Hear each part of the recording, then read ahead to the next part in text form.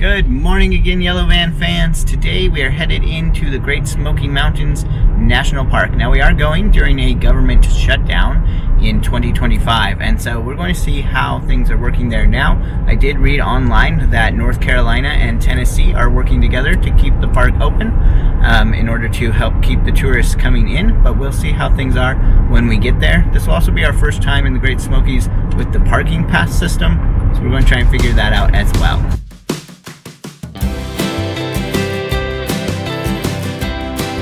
Okay, so we stopped at the Sugarlands Visitor Center, but there was no parking there, of course, because there are tons of people here. So I hopped out and got the parking pass. You do that at a little automated kiosk. You just got to put in your license plate number and use your card to pay.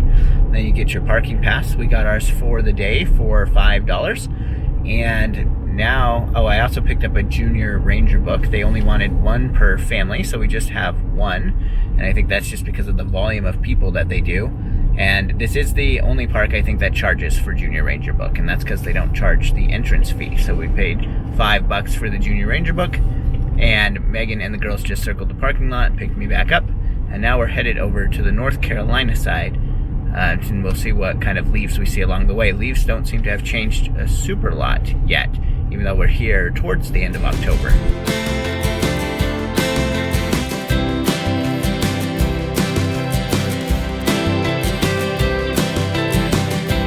All right, we made it to the high point in the Smokies. We're hiking up to it right now. It is currently going by the name Kuohi, but I'm probably pronouncing that wrong, formerly known as Clement's Dome, and now it has returned to its Cherokee name. But we are walking up the paved trail to get to the high point. It is extremely windy up here, so hopefully you can hear me.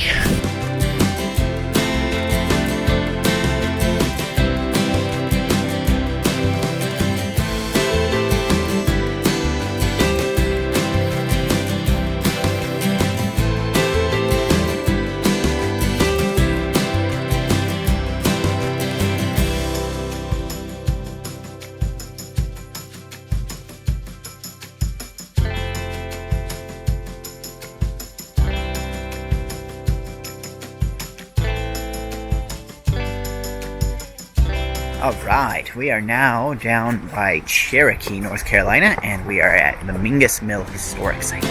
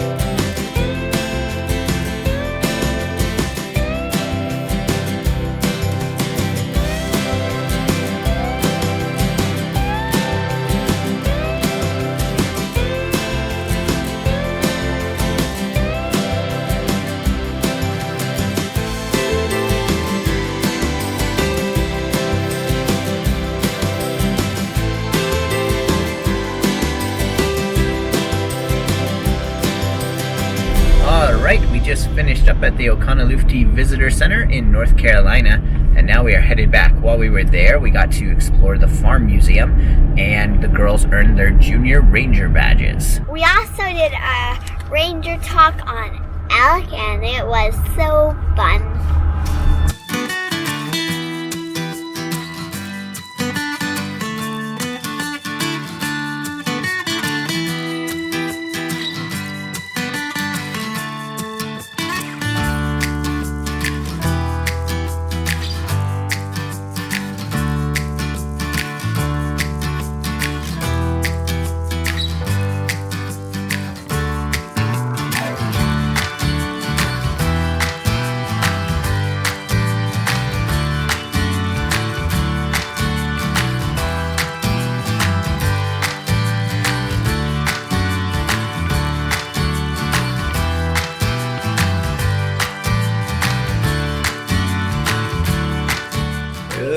morning again, Yellow Van fans. We have just been driving the Roaring Fork Nature Trail, taking some family pictures, and now we are in the Salt and Pepper Shaker Museum in Gatlinburg.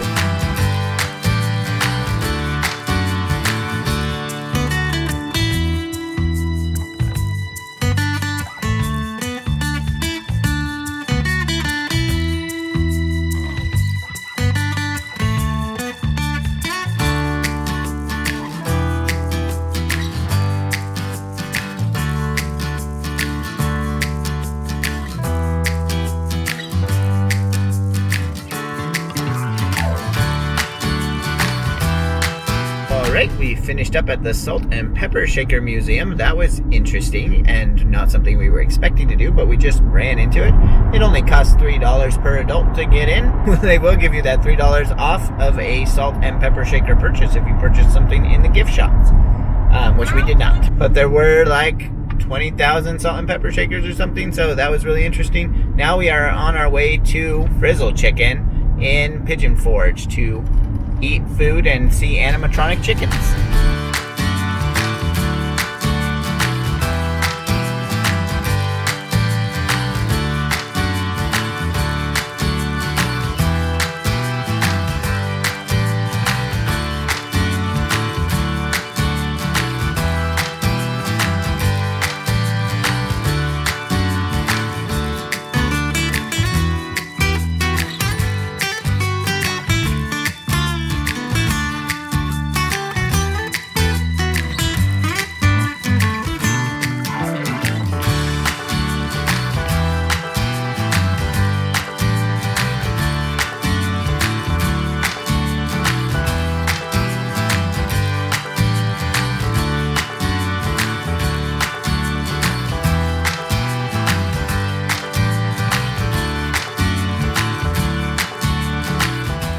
We finished up at Frizzle Chicken and now we're going to Wonderworks.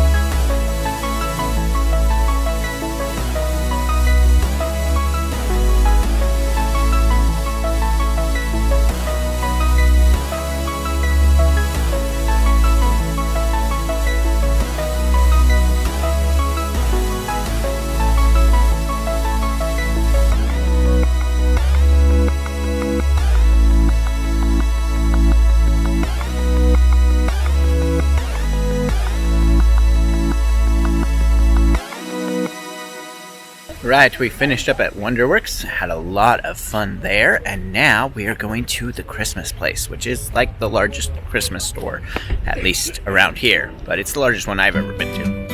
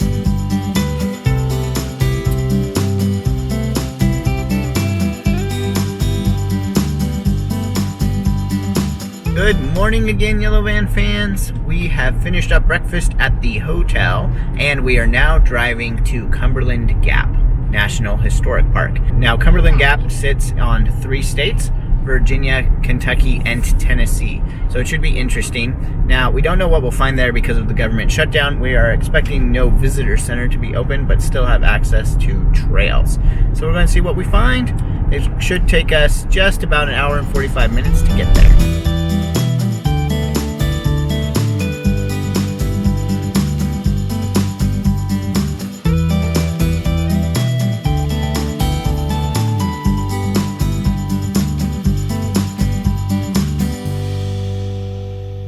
Okay, we made it to the Cumberland Gap Visitor Center, which is of course closed for the government shutdown, but they have kept their restrooms open, which was helpful because Lucy really needed one. And now we're going to go see if we can find some hiking.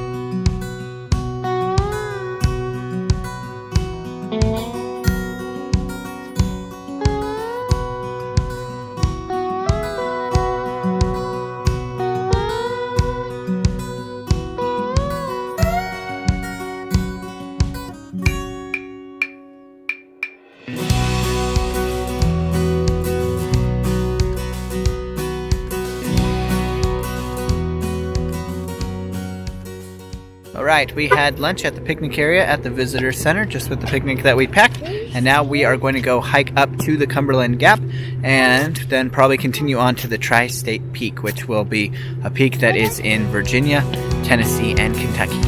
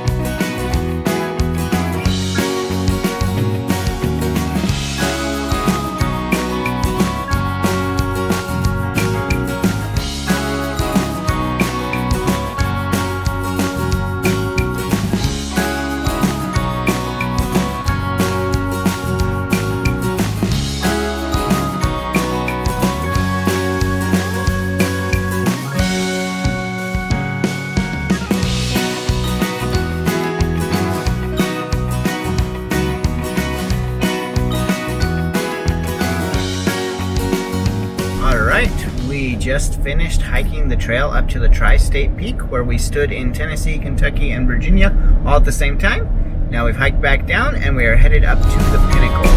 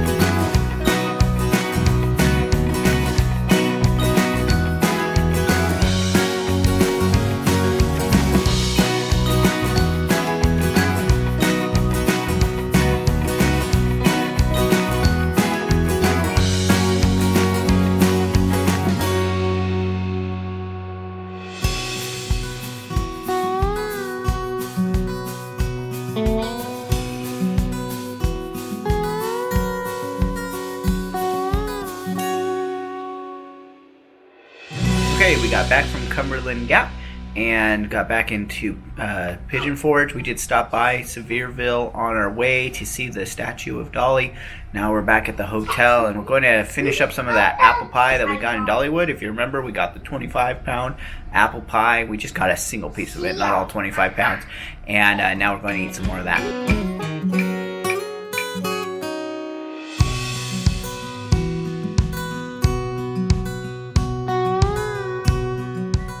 How was your apple pie? How good! Do you want more? Okay, we finished up at the hotel, got checked out of there, and now we are doing our last thing here in Pigeon Forge, which is Magiquest. We played Magiquest a few times, once here and several times at Great Wolf Lodges, but this is Isla's first time playing.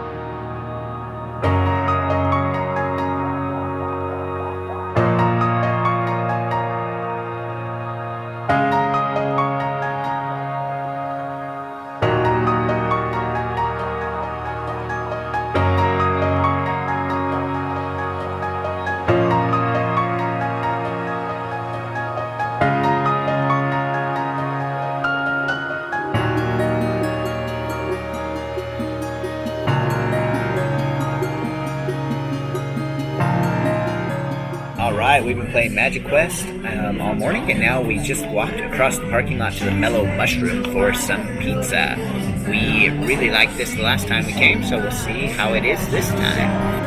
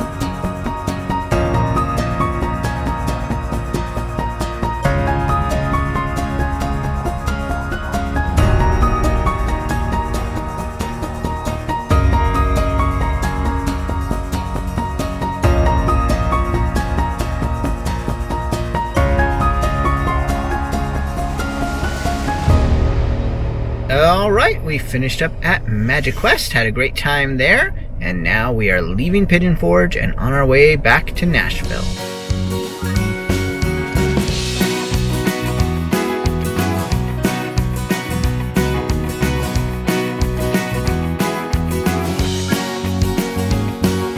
Okay, we are on our way back to Nashville now, so we are going to record a little review of the places that we have been this week. Now, just to recap, we went to Dollywood, we went to the Great Smoky Mountains, we went to Wonderworks, we went to the Cumberland Gap, and we went to Magiquest. Next up, the Great Smoky Mountains.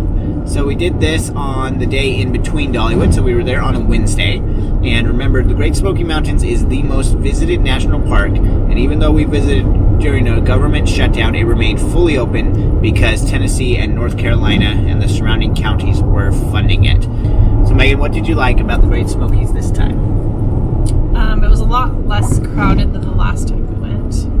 At least I felt like it was less Seemed crowded. to be. Still crowded.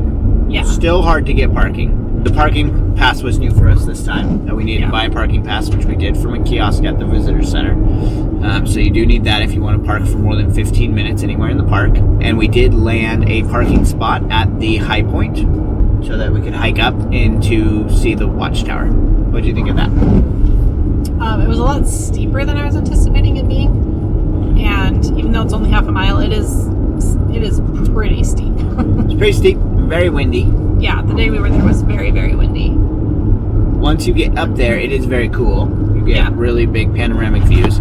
One thing is we thought we would have better fall colors, but the fall colors seem to have been very late this year. This year is 2025. The fall colors were pretty late coming in. So we didn't have nearly as much color as we had the last fall that we were in the Smokies. We also got to go to the Farm Museum down in the North Carolina part. Did you enjoy that? Yeah, that was fun to get to do that. It was new. We also had a good ranger talk at that visitor center that we all enjoyed. Yep, all about the elk. The girls did the Junior Ranger program there.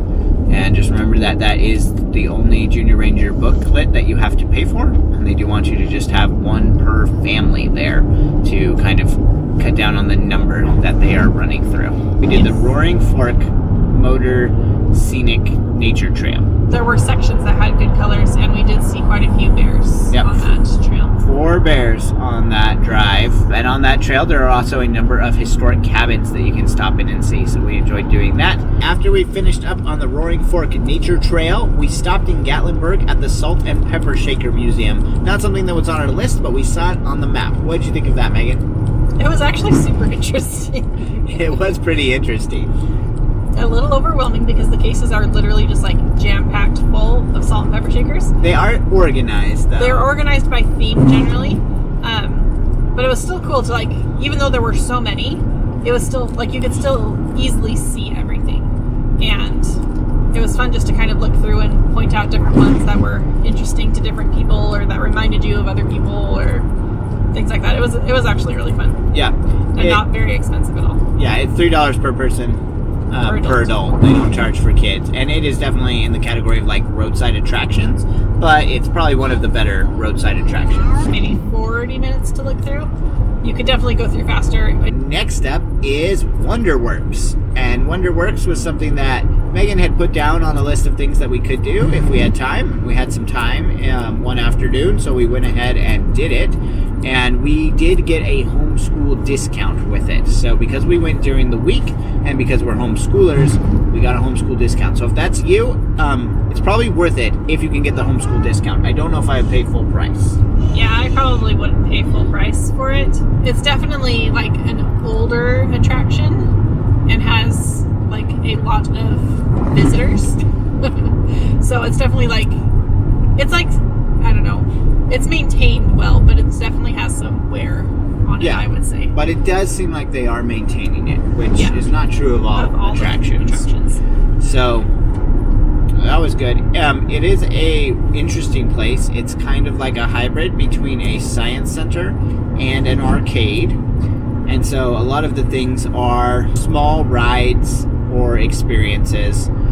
So you can do things like rock climb, which Lucy and I did. You can do the ropes course, which Lucy and I did, and Lucy absolutely loved doing that. And then there's like arcade games you can play. Now they do have a separate arcade that's like a regular arcade that you like have a card for and you get tickets. But within the museum part, there's just a lot of things that are sort of arcade-like that you can do, or small rides like a roller coaster simulator. Yeah. And something that is good about Wonderworks is that all of those things are included. So the ropes course, laser tag, the rides, the like 4D theater, all of those things are included in your ticket price, and so you're not paying extra to do those things, which we probably wouldn't pay extra to do them necessarily, but if it's something that you would normally do, it is a pretty good deal to get to do all those things. Yep, especially for the discounted price that we got in for. Megan mentioned laser tagging. We did play laser tag. It's a 7-minute game. You didn't see it in the video because I couldn't really film it and play laser tag at the same time. But we did have a fun time doing that, although Isla was really scared to do it. By probably like minute 5, she had kind of decided that she wanted to participate. So lots of different things to do in there, and then they have some standard like science or children's museum type things like a bubble area where you can go and make the giant bubbles and stuff like that. And they have a earthquake cafe and a hurricane shack where you can experience an earthquake and a hurricane. So that was kind of unique and interesting. It's a very interesting building because it's built upside down. So that's cool. Okay, next we went to the Cumberland Gap, which is a National Historic Site. It's part of the National Park System, and it is in 3 states. It is in Tennessee, Kentucky, and Virginia. the main visitor center that we went to, of course it wasn't open because of the government shutdown, but it was in Kentucky. And what did you think of Cumberland Gap, Megan?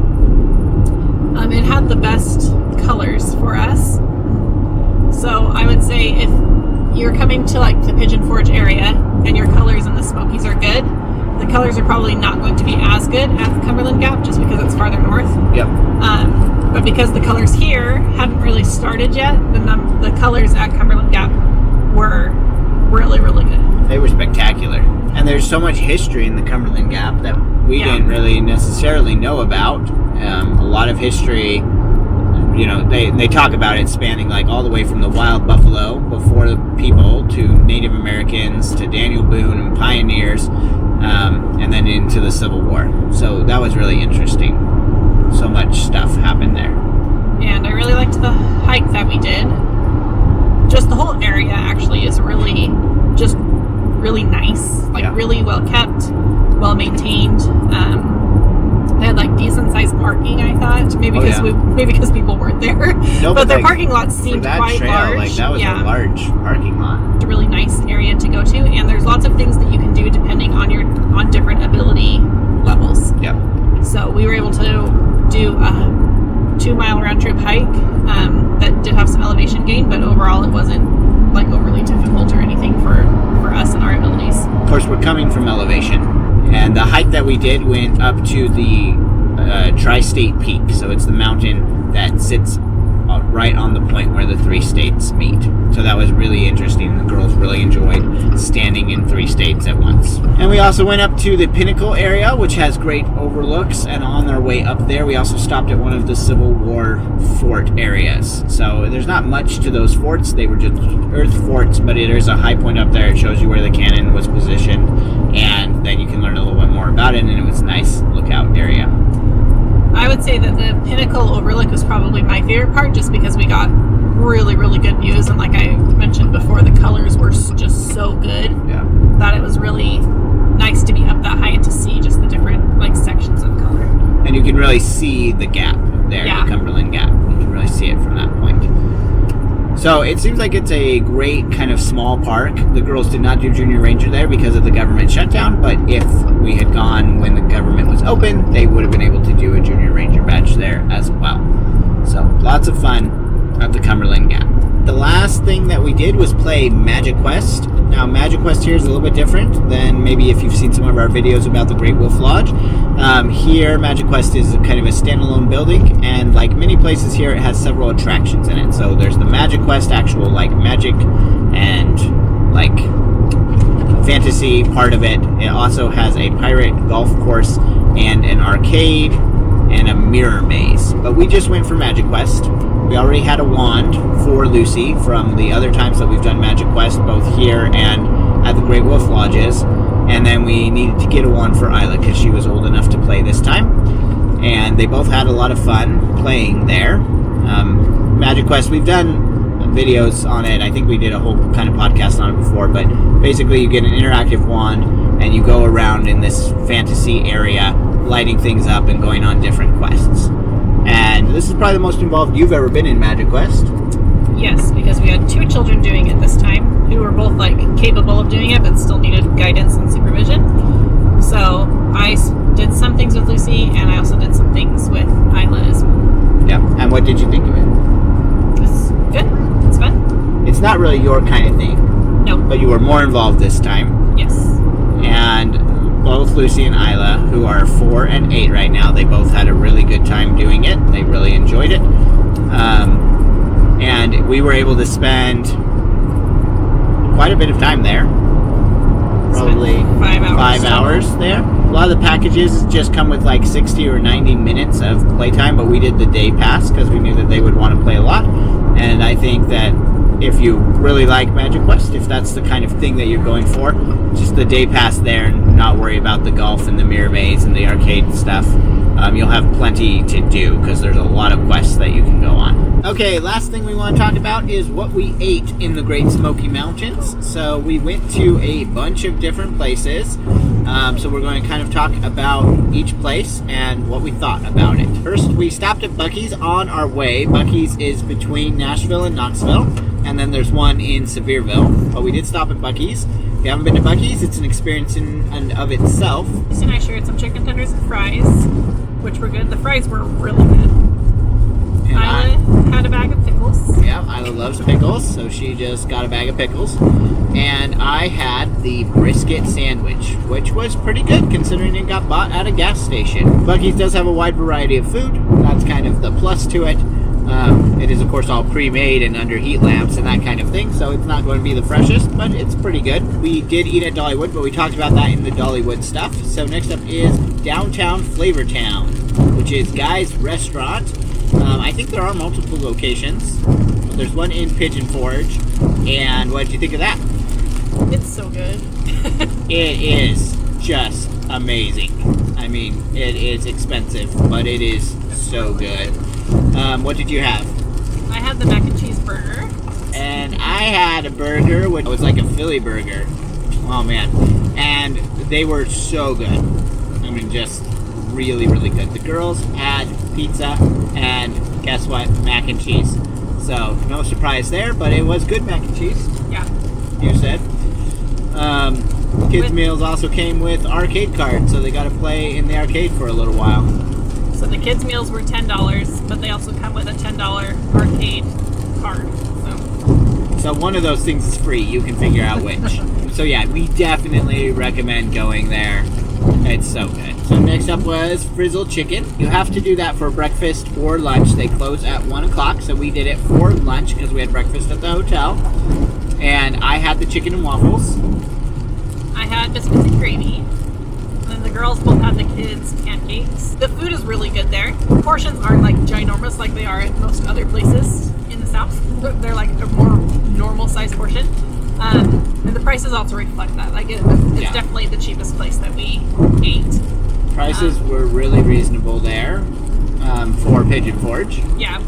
And it takes about an hour or so to eat. Like by the time you sit down, place your order, get your food, and finish, it's about an hour. And during that time, they have these animatronic chickens that are throughout the restaurant.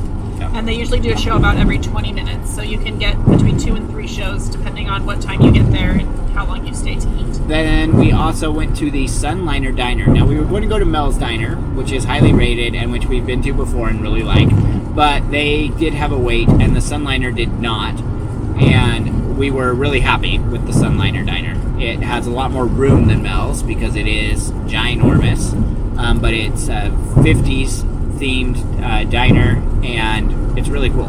Yeah, it was definitely very cool. They had really good, all of us really liked all of our food. Yeah, the food was great. I think it was called the Barnyard Burger, and it was like a burger with like onion ring, fried egg, like everything on it. Sauce on it. Yeah, it was so good.